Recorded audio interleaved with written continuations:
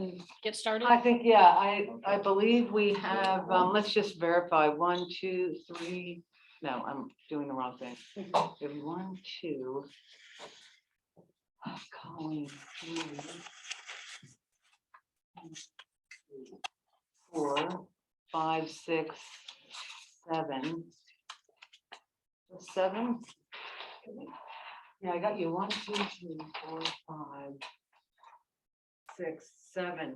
Oh, we need one more for a quorum, but we can, I don't know that we have any voting business items, so forge ahead. Forge ahead, we'll hold off on minutes. We have our and- star speaker today, so. All right, why don't we go around then and do a quick roll call of who's in the room and on Zoom? Yes, James. James Bayo, Southern New Hampshire Planning Commission Project Manager. Linda Kuhnhoff, Francis Town. Bruce Thomas, Town of Hooksett. Nancy Michaels, Dairy Londonderry Chamber. Sylvia Von Owlock, Southern New Hampshire Planning Commission. Colleen Mayu with the Town of Londonderry. Tracy Whitehead, MPA. Fred Brokerage with Easter Seals. Nate Miller, staff with the commission. Carl Eppich, staff with the commission. Leigh, Levine, Federal Highway Administration. All right, so we'll go around. I'll call everyone who's out there in cyberspace. It's almost easier to look at the screen. Tim White from DES. Good morning, Tim White, New Hampshire Department of Environmental Services. Henry. Good morning, everyone. Henry Underwood, Southwest Region Planning Commission. Cam. You're muted. You're muted. Everybody's muted. Good morning, Cam Frollman, Southern New Hampshire Planning Commission. Good morning, Cam. Mark. Mark Sunan, Town of New Boston. Thanks, Mark. Kristen. Good morning, Kristen Clark, City of Manchester. Great, thank you. Andrew. Andrew Haddock, Town of Chester. Adam. Adam Lasny, SNHPC. Hi, Adam. Tammy. Tammy Zamoyski, SNHPC. Matt. Morning, Matt Baronis, Central New Hampshire Regional Planning Commission. Thanks for joining us, Matt. George. Good morning, George Sears, Dairy Planning Office. Hi, George. Hello. Cheery yellow color in your office. Looks very nice. Thank you. Jillian, in green today. Yes. Good morning. I'm Jillian Harris from the town of Bedford. Hi, Jillian. Paul. Good morning, everyone. This is Paul Maloney from Federal Highway Administration. Happy St. Patrick's Day. Thank you, Paul. That's nice coming from someone with your nice last name. Kim. Good morning, Kim Rumo from DOT. Good morning. And Zach just texted me, he said he's waiting to be admitted. So Oh, thank you. Oh, I've got 2 here. Now I've got more. Hold on. Now I have to do this over here. Where's my mouse? Back over here. You're still Sorry. on the big screen. I'm still on the big screen. Why? There we go. Okay. All right. So we've got 3 joining us. All right. Let's see. They're all connecting. Let's give them a second. So we have Cole. If you'd introduce yourself. Cole Reel from the Greater Manchester Chamber. Hi, Cole. Thanks for joining. Zach. Hi, Zach Swick with the commission. Thanks, Zach. Jessica. Jessica Margison with Granite State Organizing Project. Thanks, Jessica, for joining us. Okay. So since we don't have a quorum in the room, we'll skip action on the minutes for now and go straight to new business with our overview of the Infrastructure Investment and Jobs Act. Leigh, thanks for being here. All right. Lee's presentation is on the computer. All right. So let's just do a. We're gonna need to probably share. Go up here. Share screen. This is it, right? Or is this it? Both. All right, let's do this. Share. Well, now we're not able to see it. No, hold on. Okay. Someday this will just be seamless. The big screen must be called screen one. Okay. Over there, sorry. Where's the full thing? Is that it? Yeah. All right, can everyone see the bipartisan large screen there? In speaker notes view, yes. In speaker vote, oh, that's weird. Can I Go just ahead, try? you do. I'm gonna do a little experiment here, so we're not quite working on two screens. It's just easier when you have the participant, but that's fine.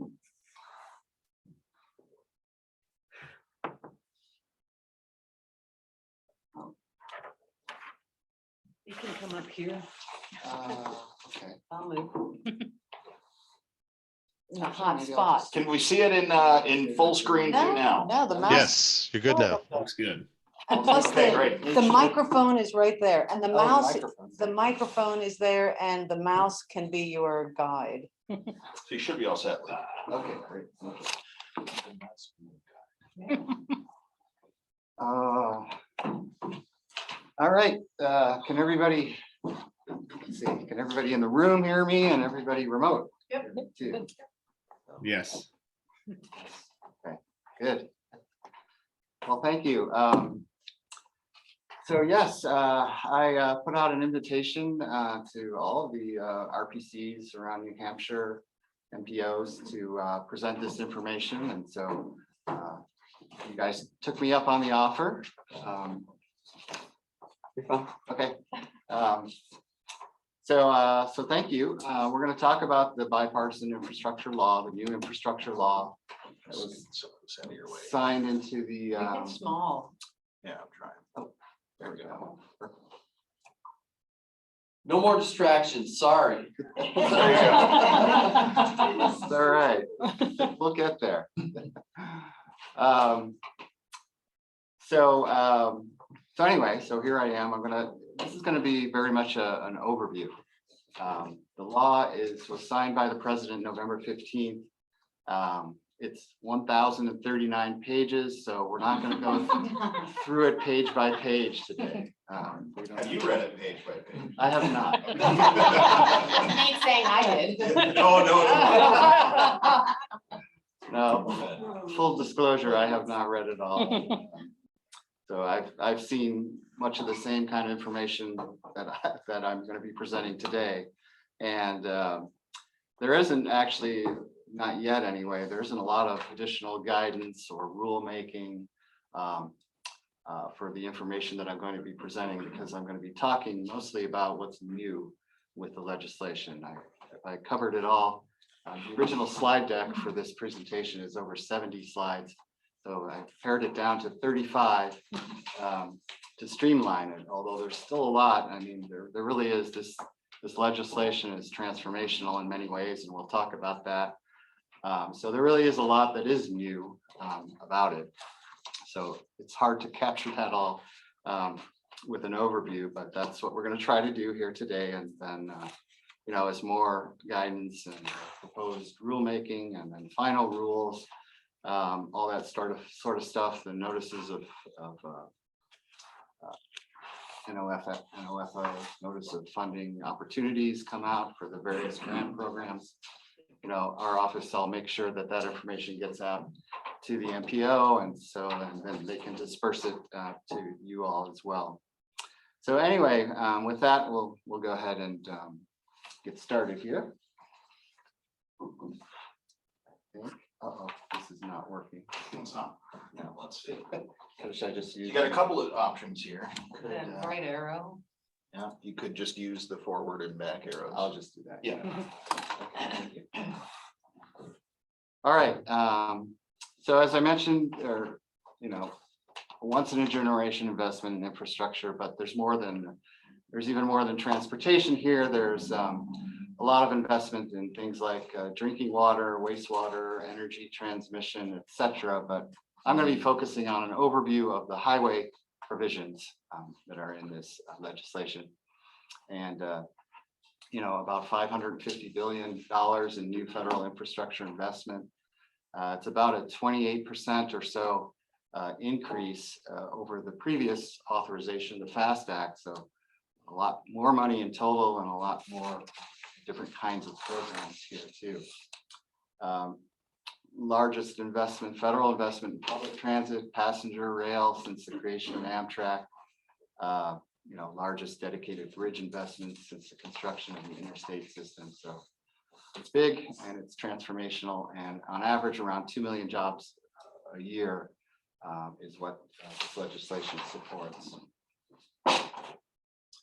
Some high points of the BIL, I'll refer to it as the bill.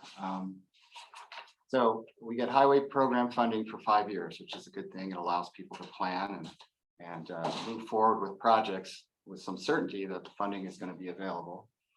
About $350 billion over those 5 years for highway programs. Some of it is funded directly through the Highway Trust Fund. We still haven't solved the issue of Highway Trust Fund solvency yet. So as we've done previously, we're still borrowing funds from the general fund to fully fund all these programs, and about $47 billion worth. More than a dozen new programs, and again, that's what I'm going to kind of focus on today is what's new. But we have new formula programs, and we have a lot of new discretionary competitive grant programs here too that we'll talk about. In general, a big focus on safety, a new focus on climate change and resilience and project delivery. And then another thing that's really transformative, I think, about this legislation is the opportunities for local governments and other sort of non-traditional partners or stakeholder agencies to receive funding, direct funding through this legislation, and we'll talk about that. And then, as I mentioned, actually a $90 billion transfer from the general fund to the Highway Trust Fund to kind of keep it solvent for a number of years. So I think this is a good kind of picture of these new programs and how many recipients can receive these funds through these programs. And we'll talk about each of these as we go through this presentation. But I mean, you'll notice, state is our traditional partner. So of course, a lot of these programs are eligible for states, but then we have MPOs like the Southern New Hampshire Planning Commission, locals, tribal governments. PA is like a special purpose district. So that means something like a turnpike authority or a port authority, for example. So, those types of organizations are eligible for quite a few of these programs. So it's just a lot more recipients that can receive these funds directly than has been the case normally. So that's something that's very new. So I'll talk now a little bit about the apportioned or the formula programs, and then some changes to some existing programs that you might be familiar with, Transportation Alternatives, HSIP and CMAQ. This kind of gives you an idea of how much money we're talking about that's in there for these various formula programs. The ones in blue are ones that already exist that you might be familiar with. NHPP with its focus on the National Highway System, STBG, which is Surface Transportation Block Grant, which is very sort of flexible category of fundings. Basically everything that's federal aid eligible can be done with STBG funds. It's also the pot of money that we take some sort of off the top for the Transportation Alternatives Program, which we'll talk about. HSIP, so Safety, Railway Highway Crossing Program, CMAQ. PL is the planning funds for the MPOs. And NHFP is the formula freight funds, the projects that are identified in New Hampshire's statewide freight plan, for example, are funded with NHFP funds.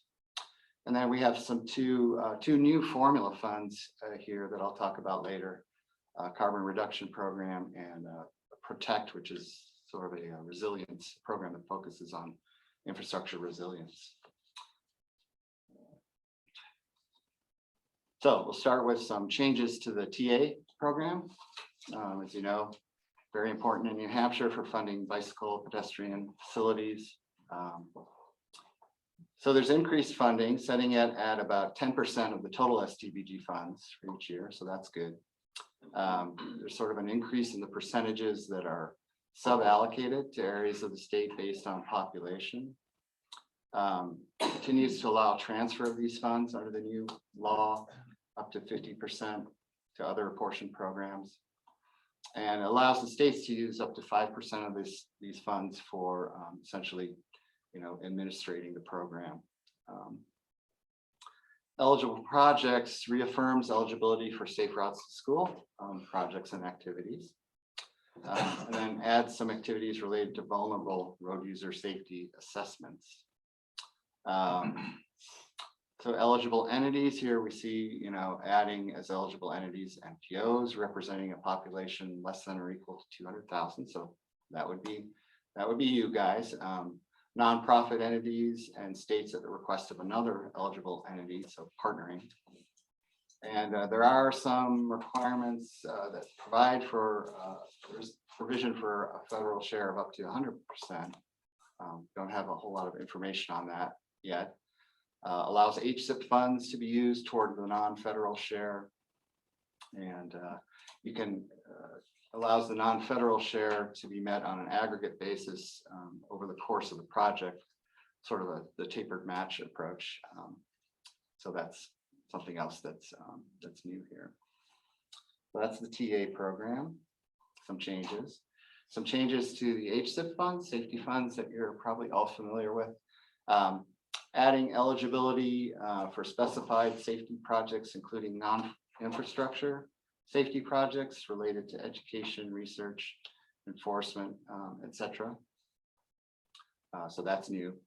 Modifies the HSIP definition of highway safety by adding or clarifying some project types. So some examples here: railway highway crossing grade separation projects, traffic control devices for bikes and peds, roadway improvements that separate motor vehicles from bikes and peds. And then there's this other requirement here. We're asking states to complete a vulnerable road user safety assessment, taking into consideration a safe system approach, and then adds a new special rule for states with the total annual VRU fatalities compromising greater than or equal to 15% of their total annual crash fatalities in the state. So that's some changes to HSIP. CMAQ, so the pot of funds that you can use for projects that address congestion and provide air quality benefits, emission reduction benefits. Some changes here to eligible projects. We're adding shared micro-mobility, so things like bike share, shared e-scooters, etc., can be supported now by CMAQ funds. Purchase of diesel replacements, medium, heavy-duty, zero-emission vehicles, and related charging equipment. This is kind of interesting. I'm not quite sure what this is all about, but modernization, rehab of a lock and dam or marine highway corridor, connector or crossing.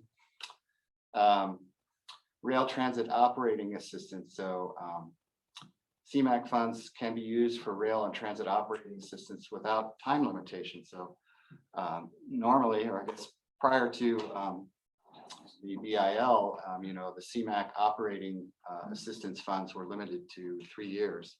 You could take that 3-year amount and stretch it over a 5-year period, but that was it. The idea being that sort of seeding the new operating of the new service. But there are now provisions that allow for that support to continue beyond those time periods. And then to maximum extent practical, prioritizing disadvantaged communities or low-income populations when obligating funds to reduce PM 2.5 emissions, that's particulate matter. We in New Hampshire do not have a problem with non-attainment for PM 2.5, so don't worry about that, but that's another new provision of the program. Some new information on safety, a couple of programs, and then some other provisions. So here's a new program, discretionary grant program, Safe Streets and Roads for All. So supporting local initiatives to prevent transportation deaths and serious injuries. Eligible entities here, so you can see includes the MPO and then local governments as well, tribal governments. You can do planning projects with this particular category of funds, comprehensive safety action plans, planning, design, and development activities for infrastructure projects. So this particular pot of money is kind of more focused, not so much on capital projects, but on the planning of those projects. Not less than 40% of total funding each fiscal year for planning grants. And then requires considering, among other factors, the likelihood of a project reducing or eliminating fatalities, serious injuries involving various road users, including vulnerable road users, public transportation users, etc. So that is a new safety program under the EIL. Wildlife crossing pilot program, discretionary program. So supporting projects that are looking to reduce the number of wildlife vehicle collisions and improving habitat connectivity. So a special program kind of focused on those things. Pretty long list there, as you can see, of eligible entities, including MPOs, local governments. So an eligible project is a project to reduce those types of collisions. And then some other provisions are listed there, not less than 60% of grant funds for projects in rural areas, and several other provisions there. So that is one new safety program, or another one, I should say. And then some other safety related provisions. So there's a sort of a definition of complete street standards and policies that are in the law now.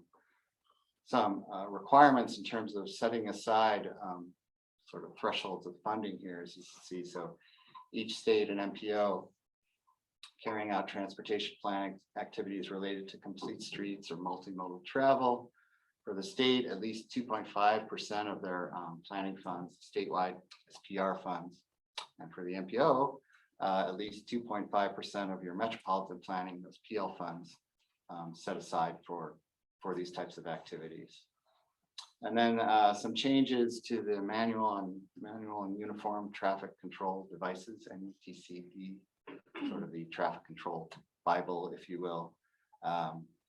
Adding purposes, inclusion and mobility for all users, requires certain updates to occur regularly, and then requiring the first update to provide for protection of vulnerable road users to the greatest extent possible. So all these MUTCD provisions are kind of aimed at vulnerable road users, and it's new, so another provision related to safety. Climate and resilience. So there's a lot of new programs, as you can see here, and we'll go through these. And every one of them is new, and then we'll talk about some other related provisions. So this is one of those two formula programs that I mentioned in one of the previous slides, the carbon reduction program. So here we're funding projects to reduce transportation emissions or the development of carbon reduction strategies. The recipients for these formula funds is just states, and it's apportioned by formula. 65% of the funds are sub-allocated based on population, certain areas in the state. And then there's a requirement here for the state in consultation with the MPOs to develop and update at least every 4 years a carbon reduction strategy and submit it to the DOT, that's US DOT, for approval. And then US DOT must certify that a state strategy meets the statutory requirements. So that is one new program. Another one, Protect. So see at the bottom, promoting resilient operations for transformative, efficient, and cost-saving transportation, otherwise known as, and more easily referred to as, the Protect program. So this program has a formula element as well as a discretionary grant element. This is the formula program here. So resilience is really the focus here, community resilience and evacuation routes, at-risk coastal infrastructure. Goes to the states, portioned by formula to the states. Highway transit, certain port projects can be eligible. If the state develops a resilience improvement plan and incorporates that into their long-range transportation plan, There's a higher federal share that might be that may become available. And then the state, has to use not more than 40% for construction of new capacity, and then not more than 10% for development phase activities for the formula funds under Protect. And then we have a very similar program, although these are discretionary grants. And the other thing to note here is that much longer list of eligible entities, so including the MPOs, local governments, etc. But eligible projects pretty much the same as the formula funds, and then some other key provisions there. But basically a very similar program to the formula Protect program. Okay, a new program on charging and fueling infrastructure. The purpose here is to deploy electric vehicle charging as well as other alternative fuel, hydrogen, propane, natural gas fueling infrastructure along designated alternative fuel corridors. A lot of eligible entities here, including state, NGO, local government, etc. Eligible projects for this pot of funds: acquisition and installation of publicly accessible EV charging or alternative fueling infrastructure. Operating assistance is eligible here for the first 5 years after facilities are installed.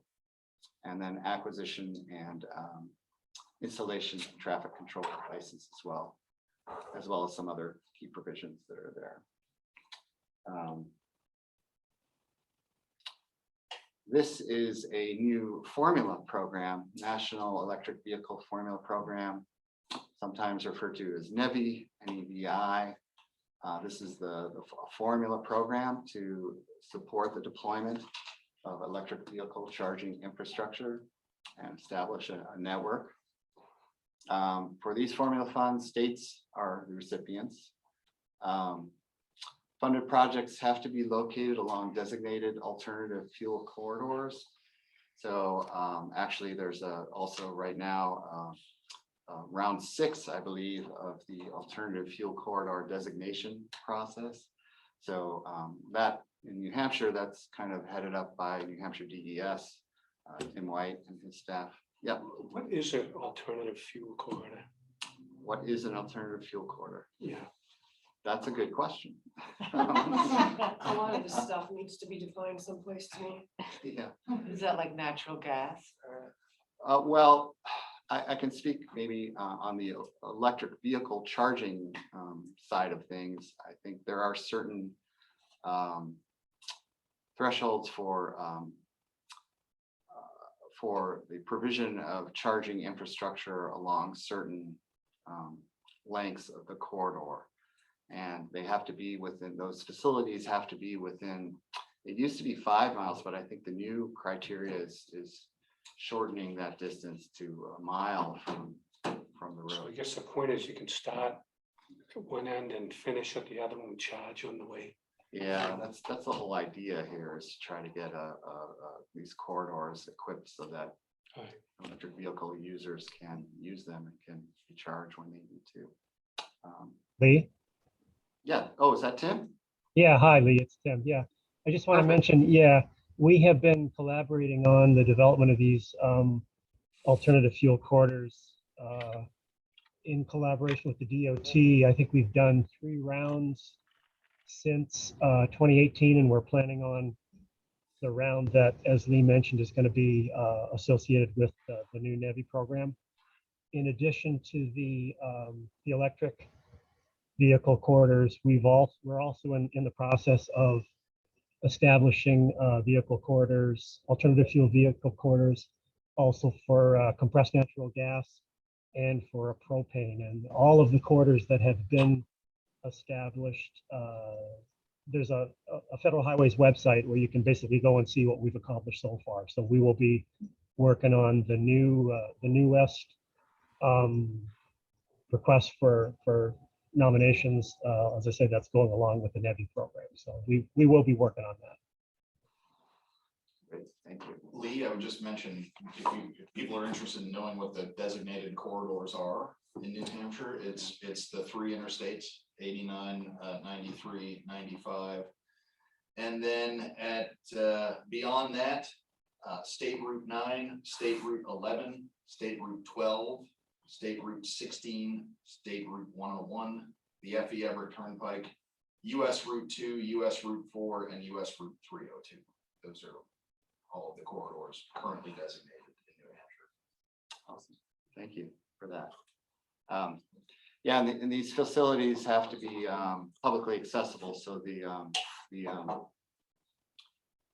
forgot the name, the electric vehicle that have their own charging infrastructure. Tesla, thank you. The Tesla facilities don't count. So, yeah, those are proprietary. So.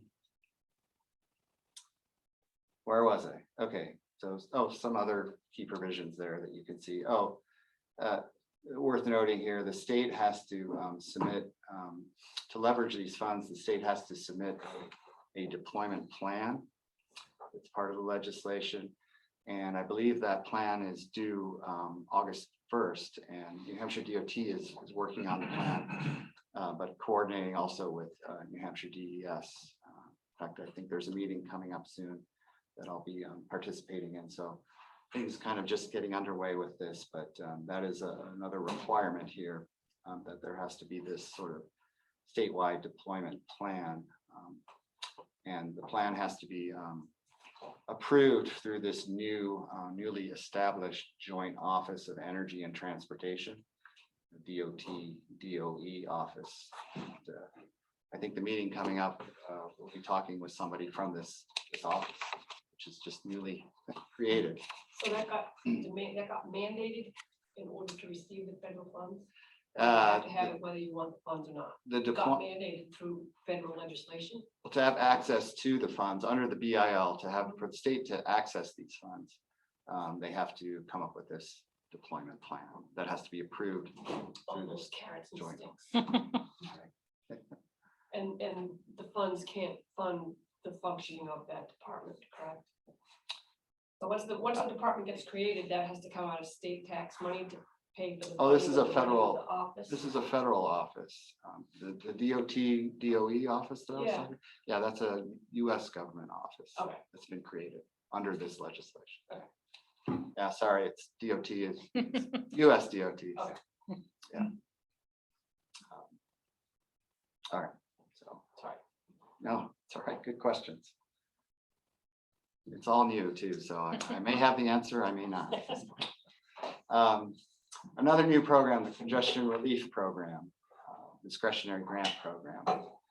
Obviously focusing on congestion in large metropolitan areas, so 1 million plus. So we're not talking Manchester here, although the Boston urbanized area would qualify. Eligible entities include states, MPOs, or cities, municipalities. Eligible projects here: deployment, design, implementation, construction activities to achieve these goals. So, we're talking about these larger urban areas. So things like HOV toll lanes, congestion management systems, pricing strategies, things that you see in strategies you see mostly in very large urban areas. And this program is designed to support that. So.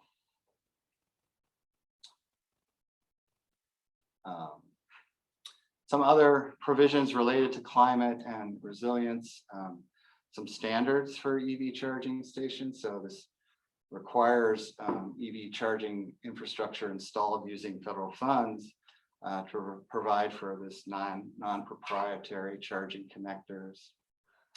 Want to make sure that it's available and accessible to everybody.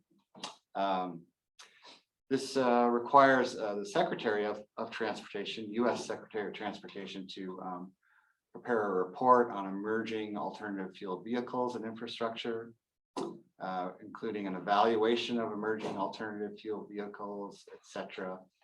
So that's part of the legislation. And then this is actually the conditions and performance report that's referred to here is something that the Federal Highway Administration does. So it's requiring us to address resilience needs, which we haven't been doing normally. So something else that's new here. A couple of new bridges bridge programs. So as I mentioned before, large increase in investment of funds for bridges. So we have a one formula program, and then I think the other program is a discretionary program. So, basic purpose here: replace, rehab, preserve, protect, construct bridges. Eligible recipients are states here for this program. A distribution formula here, so 75% of the funds are based on relative costs of replacing the state's poor condition bridges, and then 25%, same thing for rehabbing the state's fair condition bridges. But each state receives at least $45 million per fiscal year over the 5-year period of the legislation. Some benefits for off-system, non-federal aid highway bridge projects are included here. 15% of funds are reserved for those kinds of projects. 100% federal share if owned by a local agency or federally recognized tribe. And then setting aside 3% of the funds for tribal facilities, bridges. So that's the new formula bridge program. And then here's a new discretionary grant program, the Bridge Investment Program. Same kind of purpose, although here we're adding culverts, as you can see. And the eligible entities list is a lot bigger here. So this discretionary program is available to states, MPOs with a population greater than 200,000, local governments, etc. Eligible projects to replace, rehab, preserve, protect bridges on the National Bridge Inventory, and also culverts. So replacing or rehabbing culverts to improve flood control or habitat connectivity. At least 50% of funding reserved for certain large projects, and a few other provisions there that you can see. So that is the discretionary side of the new bridge program. And a couple of new programs focused on equity that I'll talk about here. This is an interesting program. So, as we built our interstate highway system, we sometimes, or perhaps often, built those facilities through communities that were predominantly minority, low-income communities, and had all kinds of adverse effects on those communities as a result. This program is kind of aimed at sort of addressing those issues and doing something proactive about those adverse impacts that occurred previously. So removing, retrofitting, or somehow mitigating these facilities that created barriers in those communities to connectivity and economic development. Interesting program. 500 million in contract authority from the Highway Trust Fund, and then another 500 million from the general fund. Planning grants are available for these types of projects. So and fairly good list there of eligible entities, including MPOs, local governments. And then there are capital construction grants here too for owners of an eligible facility. So, the project that for me that come to mind are things like lids or caps over interstates, and which allow for, more connectivity within those communities that were separated by those types of facilities. So you'll see those types of projects being discussed and happening in some of the larger urban areas around the country. What's a lid or a cap, like leaving a tunnel? A lid or cap is just essentially providing a covering over the facility that sort of bisected the community, so that people and neighborhoods on both sides of the highway are not You're connected. telling me it's sort of an idea. There's no thing. What's the physical thing? We've done it in larger cities where they've taken whole city blocks and built them over the highway. Right. So you're burying you're creating the highway. Yeah, yeah, you're covering the highway. You're covering it, Yeah, Is yeah. relatively. I grew up in Yeah. Boston, so I'm thinking, it used to have the elevated and now it's underground. Or I-90 through Boston where. Right. Yeah. The Hines. I have that in That's cap. Seattle. That's a cap. Yeah, there's a couple of projects that are sort of well-known case studies. I think I-10 in New Orleans, the Claiborne Avenue, which was decimated by the I-10 interstate. And so they're considering these types of solutions in that area of New Orleans. And then I think in St. Paul, Minnesota, the Rondo neighborhood, which was impacted by, I forget the interstate, but one of the interstates in that area. And they're looking at those types of solutions for that neighborhood as well. I mean, when we built the interstate through these neighborhoods, it displaced many families. It created barriers. There were businesses that failed as a result. And sometimes these neighborhoods were pretty thriving, sort of middle class African-American neighborhoods. And they really suffered some bad adverse effects from what was done in terms of routing the highway through those communities. So this is the first program of its kind, I think, that we've seen where we're trying to kind of address some of those wrongs of the past. But anyway, I don't know. I think about this and I wonder if we have any examples in New Hampshire where that occurred, where this might be. I'm wondering, Leigh, of interest. one of the projects it's a bike ped project, but it's connecting east side and west side of Manchester via pedestrian bridge. And it would link the two sides, and there is that, the highway in between there, so.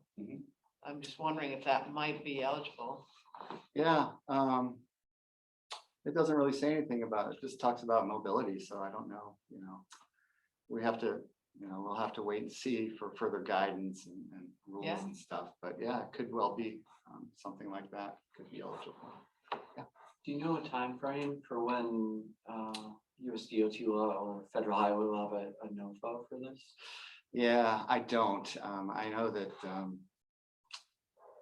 we just, as I mentioned, and I think I've shared with the MPO, came out with some program guidance for the NEVI program. I think that was a big priority, to get that program up and running as soon as possible. But the rest of it is kind of dribbling out here and there, and it's hard to predict when things are going to be coming. So, but as soon as they do, I will make sure I get that information out to everybody. Yeah. So another thing that kind of held that up is the fact that we've been operating on a continuing resolution for most of this year. Just recently, just last Friday, we finally got our full appropriations. So I think there was some sense that, well, better wait until we get that, so we know how much money, we can put into these programs for the rest of the year. So that kind of may have delayed some of those no-votes coming out. All right. Here's a new program, discretionary grant program, kind of focused on rural areas. So expanding surface transportation infrastructure in rural areas to increase connectivity, movement of people and freight, and generating economic growth. Eligible entities here include the state, sort of non-MPO regional transportation planning organization. So our RPCs that are not designated MPOs here in New Hampshire would be eligible. Local governments, tribal governments. Eligible projects here include things like highway, bridge, tunnel projects that are eligible under these broader categories of formula funds. So a lot of different kinds of projects.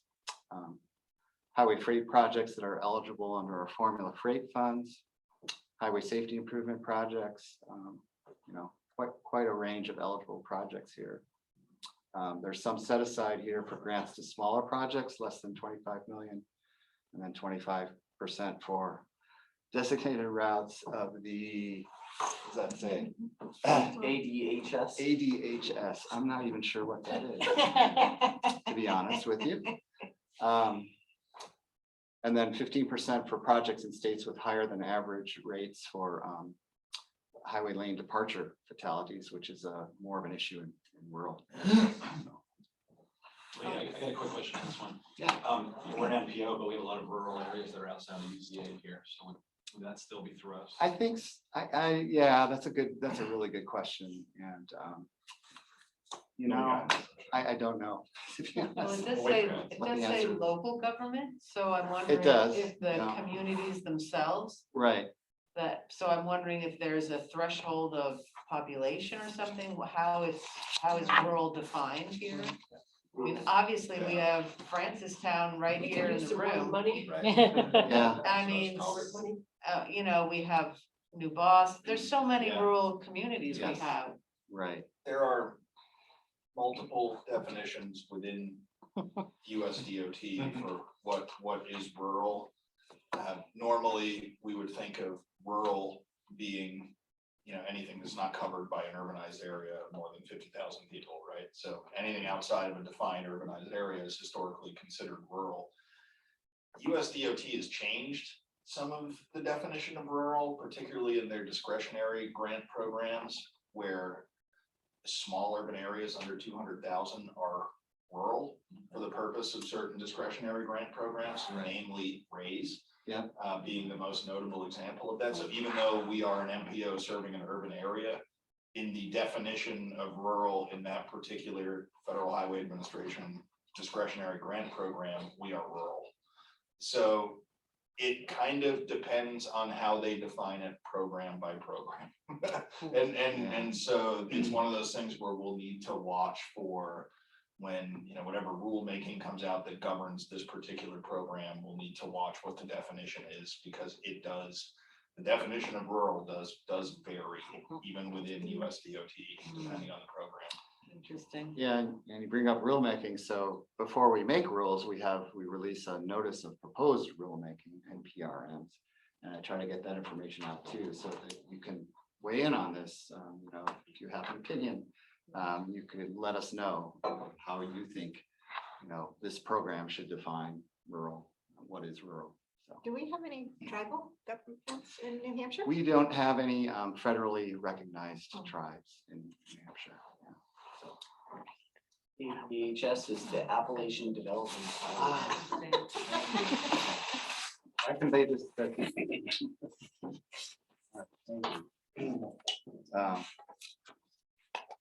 Couple other new significant programs to touch base on here.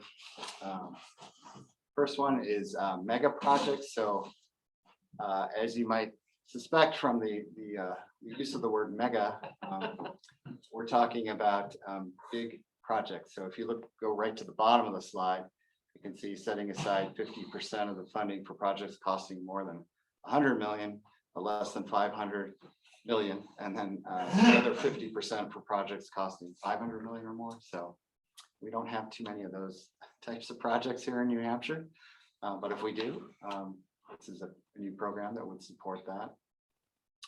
So this can be single year or multi-year grant agreements for these kinds of projects because they are so large. Many of them, of course, will be multi-year projects. Pretty good list there of eligible entities for this program too, including states and MPOs and locals. So eligible projects for this, you know, highway and bridge projects that are on the multimodal freight network or the national highway system, freight intermodal or freight rail projects that provide some public benefit, rail highway grade separation projects, intercity passenger rail, and certain public transit projects as well, but big projects. So mega projects. Another new discretionary program, local and regional project assistance program. So this is projects with significant local or regional impacts, improving transportation infrastructure, pretty broad. Eligible projects, you can see it's a lot. Highway and bridge projects that are federal aid eligible, public transportation, passenger freight rail, port infrastructure, etc. Surface transportation components of airports. And a long list of eligible entities for this program as well. So about $7.5 billion over the life of the legislation. And then finally, I'll talk a little bit about some planning and project delivery programs, some new programs, and some changes to the metropolitan planning program for the MPO here. And we'll start with that. So just highlighting a few changes, MPO representation, a new requirement to consider equitable and proportional representation of population of metropolitan planning area when the MPO designates officials or representatives for the first time. So I think this impacts new MPOs rather than existing ones. Consistency of planning data. So when more than one MPO is designated within an urbanized area, it requires those MPOs to ensure consistency of their planning data to the maximum extent practical. Public participation, calling out and encouraging MPOs to use social media and web-based tools. Travel demand data and modeling, requirements for US DOT to support states and MPOs travel demand data and modeling, including a study data and an evaluation tool. So that's interesting, and a kind of emphasis on that. And then some thresholds here for spending of PL dollars, a requirement that each MPO use at least 2.5% of their funds apportioned for metropolitan planning on one or more activities to increase safe and accessible options for multiple travel modes for people of all ages and disabilities. So I would hope that that would be a pretty easy one to meet for you I guys. think we're comfortably above that threshold already. Yeah. Right. All right. So this is a new pilot program, prioritization process. So kind of an emphasis here on the process of prioritizing projects, supporting data-driven approaches for planning. States and MPOs with serving an urbanized area population greater than 200,000. Grants of up to $2 million to develop and implement a publicly accessible, transparent prioritization process for the selection of projects. And recipients that have met funding requirements can also use remaining funds for any transportation planning purpose. But again, for MPOs, it has to be serving an area with a population of over that 200,000 threshold that Nate mentioned earlier, the TMA threshold. And then another pilot program, transportation access pilot program. So here we're talking about developing or acquiring open source accessibility data sets with measures of level of access by multiple transportation modes. Providing the data to participating states, MPOs, etc. Using the data to help those entities improve their transportation planning by measuring the level of access to important destinations for different demographic groups. This program requires US DOT to fund the pilot program for amounts made available for DOT administrative expenses. Eligible entities include states and MPOs, as well as non-MPO regional transportation planning organizations. And then there's a requirement here for federal highways to report to Congress on the results of the program, essentially. So another new pilot program. Do you have us, I'm like having a hard time visualizing what that product looks like that we might potentially obtain from federal highway. Yeah. Well, again, I mean, I think. Do you mean I what they have that you already use anyway? Yeah, I mean, it's, you know, and Nate could probably speak to this better than I can, but you know, currently the RPCs and the state sort of collaborate on different ways to gain data. It sounds like the federal highway might do some of this work on behalf of states and MPOs. Well, I think it's providing some money to support those eligible entities in the development of this open source accessibility data. So I don't think we're doing it, but we're offering financial support through this program. We're probably trying to find, you know, innovative ways to do this. Like they don't have a definition of process, so Right. let's experiment. Right. It's akin to what we had a couple of years ago, which was a slightly differently scoped pilot program, but it was that pilot program that funded the MPOs working together to develop and refine the bicycle level of traffic stress indicator and the data underlying that, the model that, produced that data or help to quantify the bicycle level of traffic stress as a measure, was from a similar pilot program. That was actually a Federal Highway Administration grant specifically to advance that as a measure. And so I think this might be akin to that, but more focused on accessibility measures than bike ped measures per se. But I think it sounds like a similar type of program where we'd be funding the development and refinement of those types of indicators to better measure accessibility in this case. Right, supporting the development of that data too. Yeah. So accessibility data. So if you're interested in that, you might be interested in this program.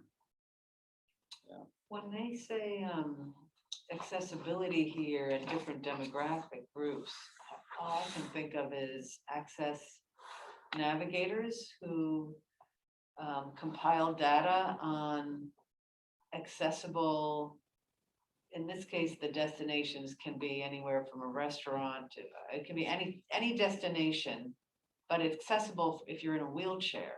So I don't know if that's too much in the weeds or specific, but that makes me think of accessibility, a different demographic group, so handicapped, and it is creating database so that people who are in wheelchairs can go online, go to this website and find, can they go to this destination? Can they actually get into the building? Can they go down that sidewalk? In this case, it could be, can you navigate sidewalks in a community? Are they accessible? So I don't know if that might be as specific to this kind of thing. Yeah, I mean, that's a great, I think don't that's a know. great example. And they talk about different demographic groups, I'm assuming that would be that could be one of the demographic groups that this could focus on, just, I would also assume, disadvantaged groups would be another, kind of the normal sort of equity measurement we put on that. Yeah. Definition we use. But Well, I think we've all driven along a roadside and seen someone in whether it's a wheelchair or some other device, actually in the road because they couldn't get up on the sidewalk. Yeah. I mean, that it's always a scary thing, but that to me is an accessibility issue. Definitely, yeah.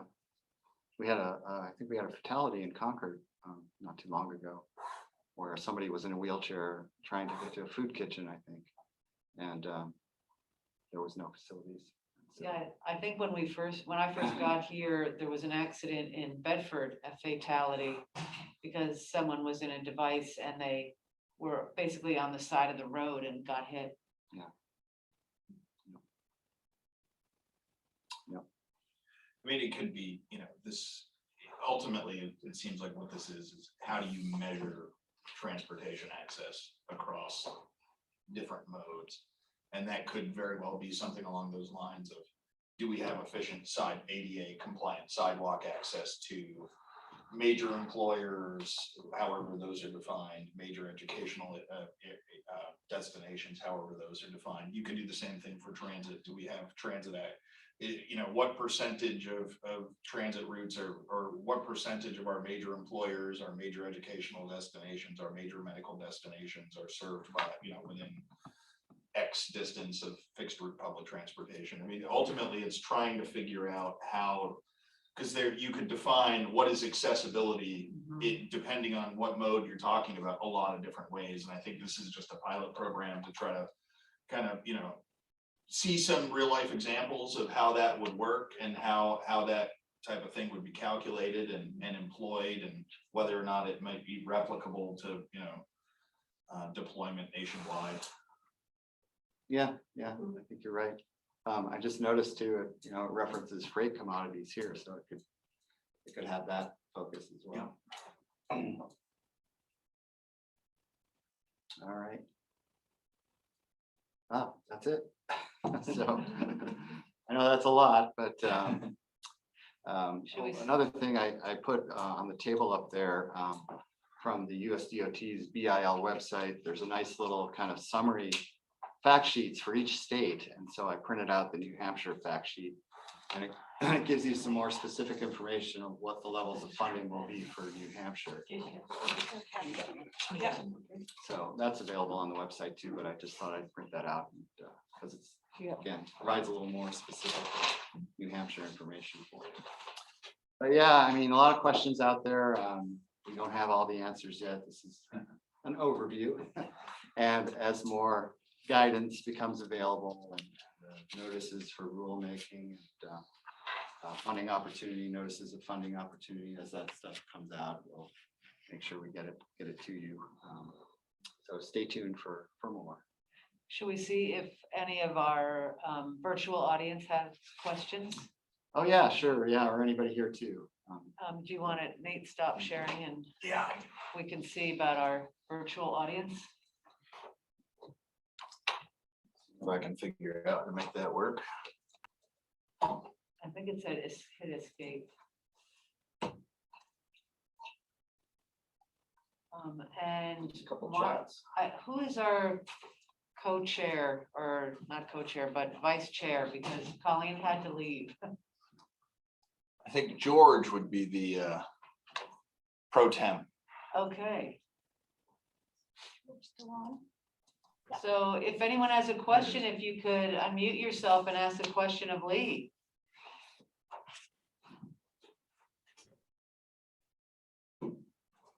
All right, I'm not seeing any questions. I had about 1 million, but I think that was a great. Who does? Oh yeah, Adam. Oh, Adam, go ahead. Oh, no, that's not his, that's the mouse. That's the Oh. mouse. Sorry, I do that all the Right. time, yeah. All right, George, why don't you take us to the next item on the agenda then? Okay, well, thank you, Nate and Sylvia, for reminding me of this.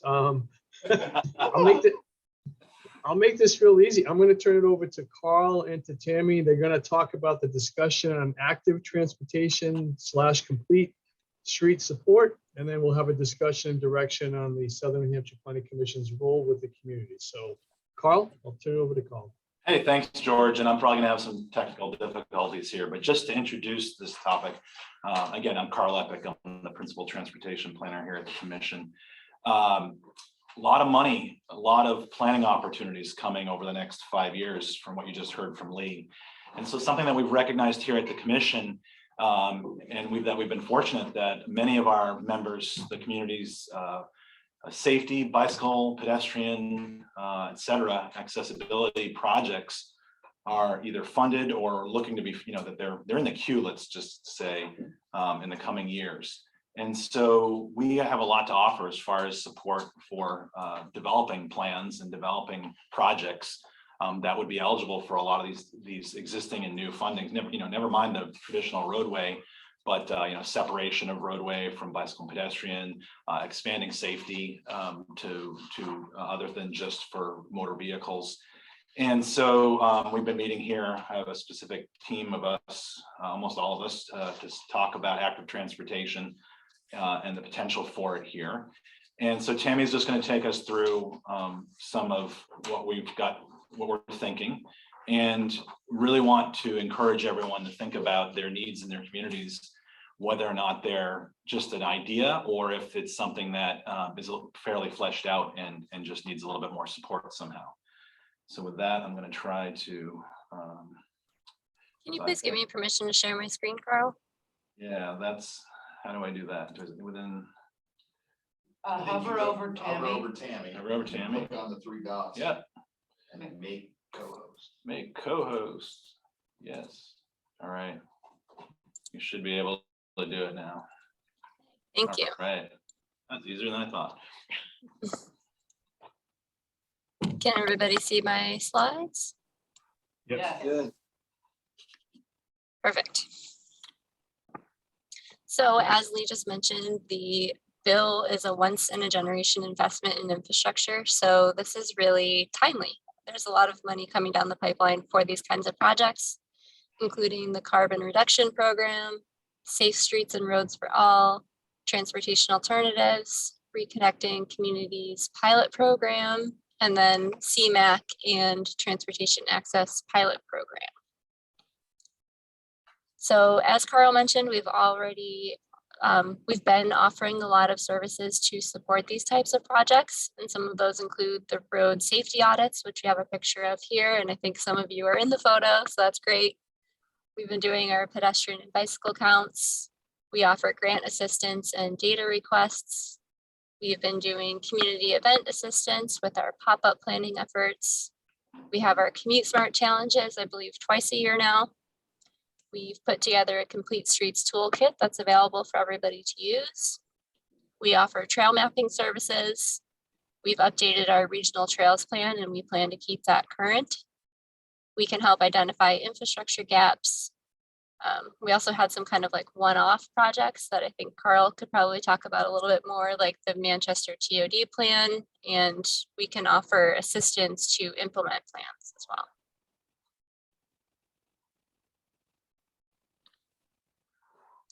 So I wanted to mention just a few kind of maybe outside of the box things that other communities have been doing outside of just infrastructure. There are a lot of other ways that we can make our streets safer as well. So I just wanted to kind of mention them. We have Bike Month coming up in May, so we can help with planning and promotion. Some communities have a bicycle and pedestrian master plan, so we can offer support for updating or creating one of those. We can help with bicycle-friendly community program applications, Vision Zero planning, safe routes to school, whether that's infrastructure or connecting you with educators through the school district, and also things like Bike to School Day and Bike to Work Day. So the whole point of our little presentation today is really just to open this up as a conversation and learn what your next tier projects are, kind of what we can do to offer to help you get over some of your barriers, figure out what services and resources you would find valuable, so we make sure that we're putting our resources in the right place, and seeing if there are any opportunities for you guys to coordinate with other adjacent communities. So with that, I think I'll turn it back over to Carl and we can kind of discuss some of these things.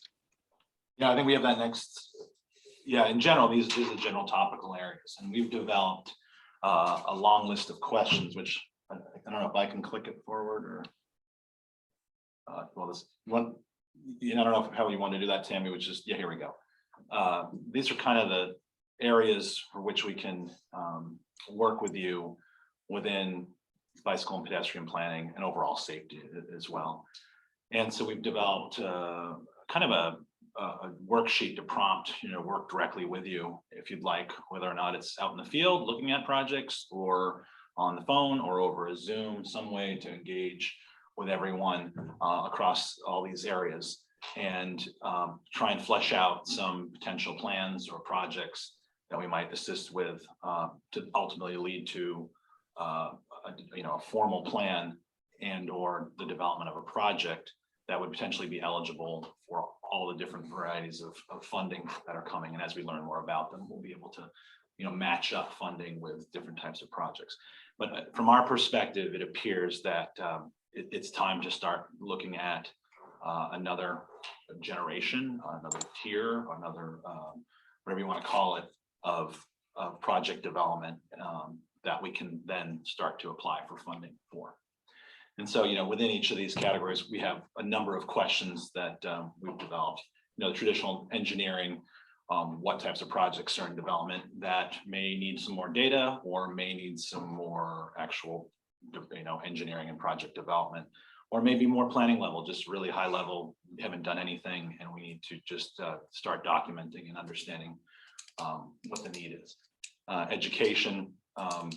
We can interact, do pop-up planning, some sort of come speak to the communities about what your needs are, answer questions. What just generally support in this area with active transportation. Encouragement, what have you done in the past?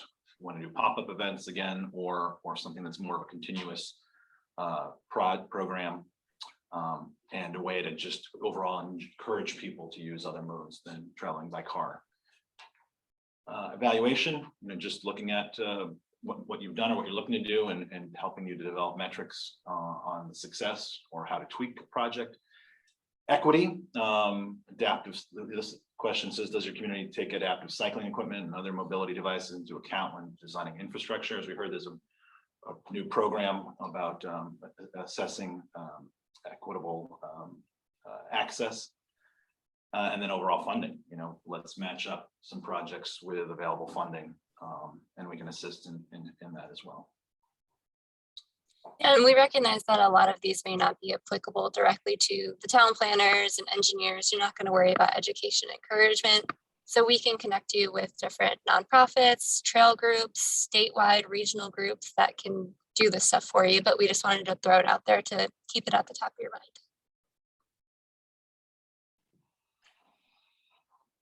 Does anybody have any questions or ideas on this? Or what do you think of us? The idea of us actually having meetings or with you, or on the phone, or in person, or just including working with you to go through a questionnaire.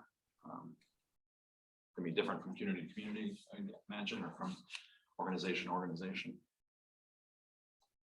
Francistown doesn't have anything like that in their pocket that they've been thinking about. We still argue about. We argue about things that you don't even want to hear about. Maybe need some help with facilitating your arguing. They're still trying to just keep the dirt roads flat.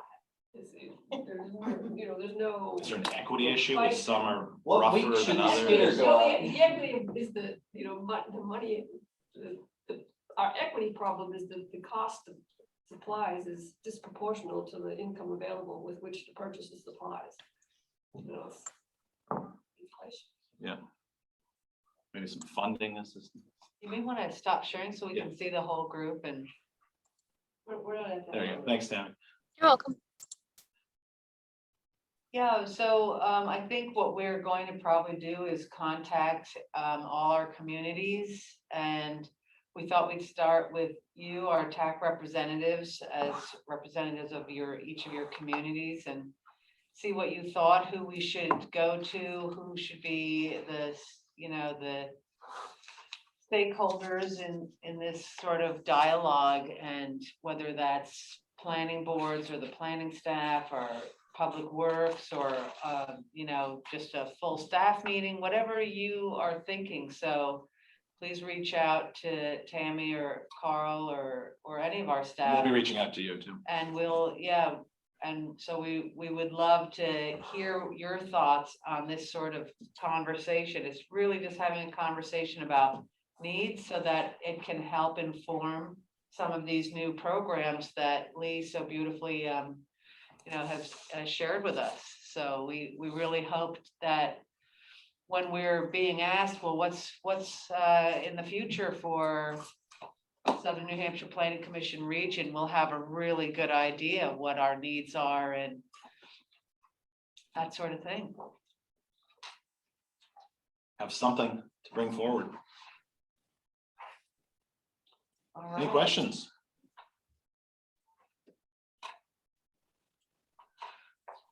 Any other questions for Carl or for Tammy? Out in Zoom land, seeing no one?